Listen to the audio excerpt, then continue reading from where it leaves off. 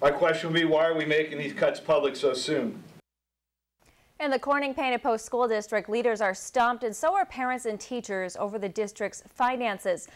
Leaders and laid out the proposed budget cuts on the table tonight, and there are more than 100 positions that are in jeopardy if things don't change. Good evening, everyone. I'm Renata Steele. Thanks for joining us here on the late edition in high definition.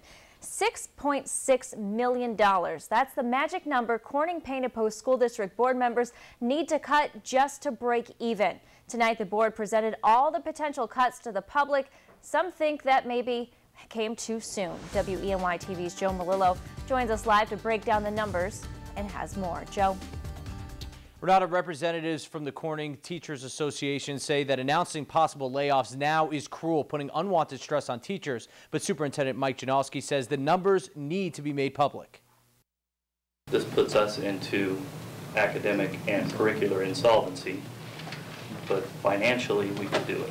While teachers are worried about their jobs, the board is worried if they can keep CPP's quality education intact with a $6.6 million budget gap. Right now, cuts to close that gap would include elimination of all sports programs and co-curricular activities, cut music programs in 6th, 7th, and 8th grades, and increase class sizes to over 30 and slash 114 teachers. Everything is on the chopping block. The point being that we don't need to do this by making cuts. We need to do this by figuring out what it is that we want in a school system and figuring out how to fund it. Rick Gallant is the president of the Corning Teachers Association. His message in front of the board tonight was to ask them to take into consideration how much off-the-books money teachers have given back.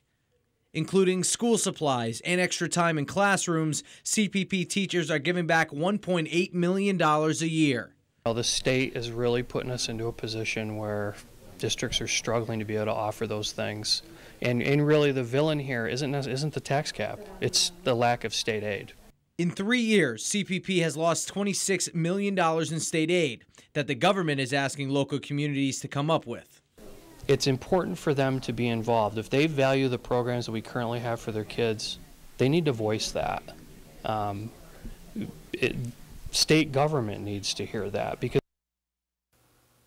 So this is really important for voters to understand. Because of the tax cap calculations, the board can legally make the tax levy 3.6%, not the assumed 2% that everybody assumes. They discussed going over that to help keep people and programs. In addition to the levy, tonight's calculations could change if the district gets state aid money or a donation from Corning Inc. like it has in the past. Live in the studio, Joe Melillo, WENY TV News.